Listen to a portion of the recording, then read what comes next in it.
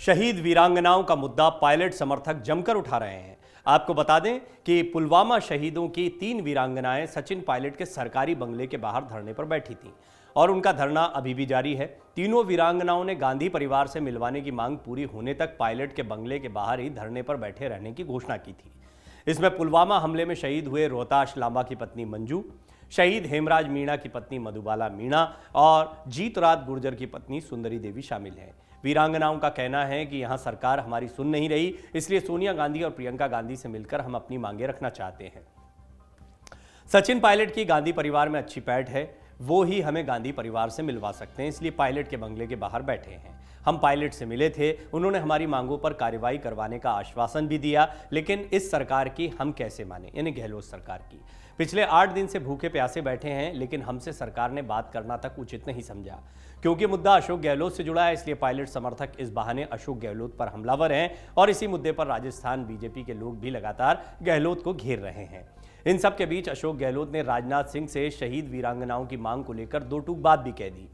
गहलोत ने ट्वीट कर वीरांगना के देवर को सरकारी नौकरी देने और शहीद हेमराज की तीसरी मूर्ति लगाने की मांग को अनुचित बताया। गहलोत ने बीजेपी नेताओं पर शहीद वीरांगनाओं का राजनीतिक इस्तेमाल करने का आरोप भी लगाया है। राजस्थान के मुख्यमंत्री ने ट्वीट किया, शहीदों के बच्चों का हक मारकर किसी अन्य रिश्तेदार को नौकरी देना कैसे उचित ठहराया जा सकता है? जब शहीद के बच्चे बालिग होंगे तो उन बच्चों का क्या होगा?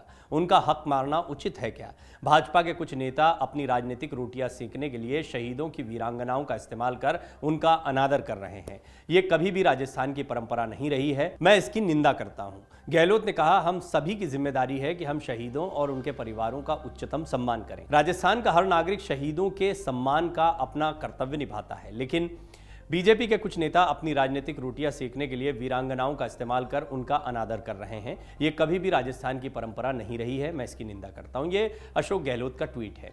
बहरहाल अशोक गहलोत इस मुद्दे पर घिरते दिखाई दे रहे हैं और पायलट के समर्थकों को भी एक बड़ा मुद्दा मिल गया है। अब ये कहा जाए कि पायलट के समर्थक और बीजेपी एक ही मुद्दा उठा रहे हैं, ये भी बड़ा चौंकाने वाला है, क्योंकि राजस्थान की सियासत इसलिए अहम हो जाती है, साल के अंत में ही चुनाव होना है। किस तरह की खींचतान कांग्रेस में चल रही है, किसी से छिपी हुई नहीं है। सचिन पायलट का अगला कदम क्या होगा, इसको लेकर भी कई सवाल खड़े होते हैं और इस सब के बीच में वीरांगनाओं का ये मुद्दा उठना गहलोत की परेशानी बढ़ाने वाला हो सकता है।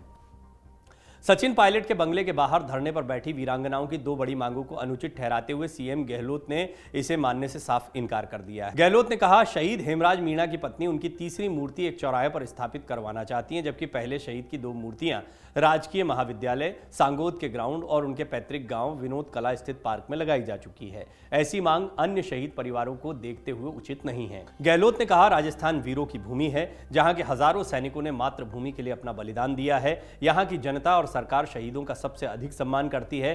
करगिल युद्ध के दौरान मैं खुद राजस्थान के 56 शहीदों के घर जाकर उनके परिवार के दुख में शामिल हुआ। ये मेरे भाव जो मैं आपके सामने रख रहा हूं, वही मैंने रक्षा मंत्री राजनाथ सिंह और कांग्रेस अध्यक्ष मल्लिकार्जुन खड़गे के सामने रखे हैं। पुलवामा शहीदों की वीरांगना मंजू जाट और सुंदरी देवी देवर के लिए सरकारी नौकरी की मांग कर रही हैं। सरकार का तर्क है कि देवर को सरकारी नौकरी देने का नियमों में प्रावधान नहीं है। शहीद हेमराज मीणा की पत्नी की मांग है कि सांगोद चौराहे पर उनकी मूर्ति लगाई जाए, एक स्कूल का नामकरण शहीदों के नाम पर किया जाए। वीरांगना मंजू जाट का कहना है कि अब सरकार नियमों में नहीं होने का तर्क दे रही है, जबकि मंत्रियों ने पहले घोषणा की थी। ये भी बात बड़ी गंभीर है कि मंत्रियों ने पहले घोषणा कर दी, इस बात के वादे कर दिए, फिर बाद में नियमों का हवाला दिया गया।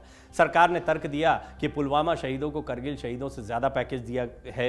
वीरांगनाओं ने अब बदसलूकी करने वाले पुलिस वालों पर कार्रवाई करने की मांग भी इसमें जोड़ ली है। राजस्थान में इस साल चुनाव होने हैं। पायलट गहलोत के साथ साथ इन दोनों गुट के विधायक भी एक दूसरे पर हमलावर रहते हैं। ऐसे में शहीद वीरांगनाओं का ये मुद्दा गहलोत के लिए गले की फांस बनता जा रहा है।